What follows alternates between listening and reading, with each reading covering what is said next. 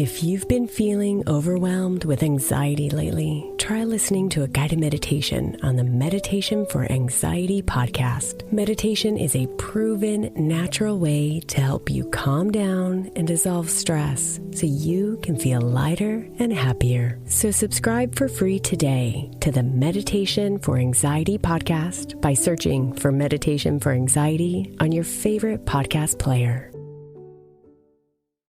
This is Optimal Health Daily, episode 2358, The Simple Secret to Living a Life of Adventure by Jennifer of SimplyFiercely.com. And I'm Dr. Neil. Welcome to another Sunday bonus episode.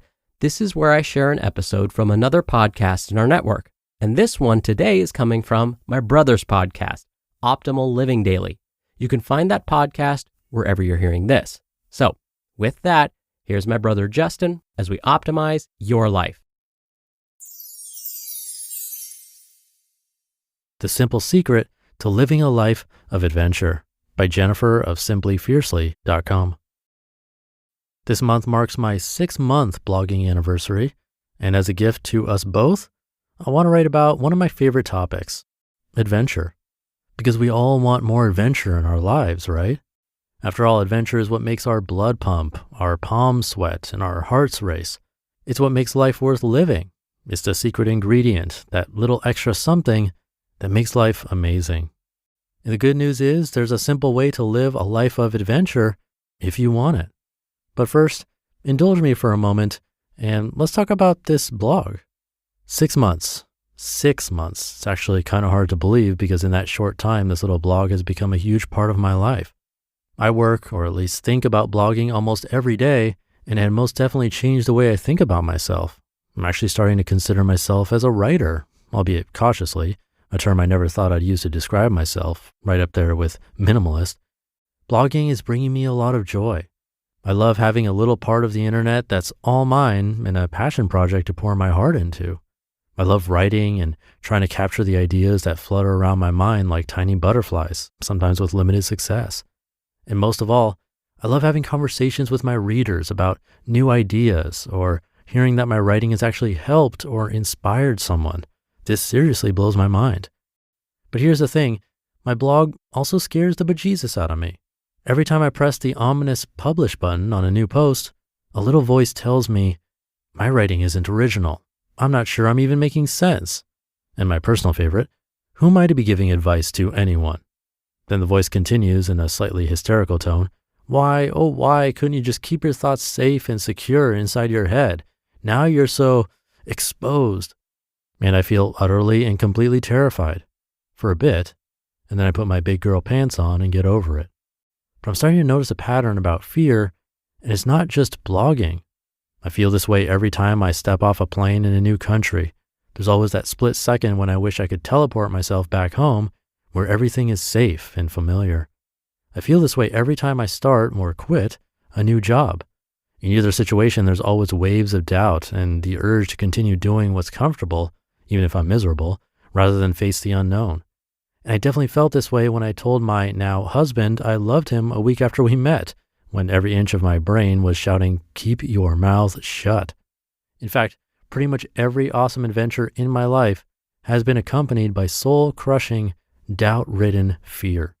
Which leads me to draw the only logical conclusion, today's big secret and the point of this post. If you want to live a life of adventure, follow your fear. Speak when it's easier to stay silent. Go out when it's safer to stay home. Be vulnerable. Do the exact opposite of what your head is telling you to do and follow fear instead. Let it guide you off the beaten path, the one with clearly marked signs and streetlights, and instead down dimly lit alleys, because you know that's where all the fun happens. Now, to be clear, life with fear isn't all roses. Following your fear doesn't guarantee success, it doesn't guarantee you won't get lost, and it most definitely does not guarantee you won't get hurt. In fact, more often than not, it leads you directly to those things. Fear likes to watch you make awkward chit-chat at parties, roam the streets at 2 a.m. looking for a hotel, and cry into your pillow with a broken heart. Fear doesn't guarantee that everything will work out, but it does guarantee adventure. I followed fear and quit a job I hated, and ended up in a new job I hated even more. But along the way, I took an all-expenses-paid trip around Europe, learned I'm pretty awesome at public speaking, and sparked an interest in digital marketing. I followed fear and got married to a man I barely knew at 23 and ended up divorced by 32. But that marriage brought me to Australia, helped me to understand true self, and taught me a lot about what does and doesn't work in my relationships.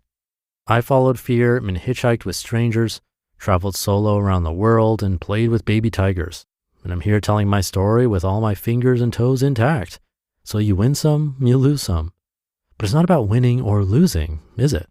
It's about memories and skipped heartbeats, laughter and tears, purpose and passion. Adventure is waiting if you're brave enough to follow it. You just listened to the post titled The Simple Secret to Living a Life of Adventure by Jennifer of SimplyFiercely.com. Thank you to Jennifer. Really interesting take. I haven't heard it framed that way.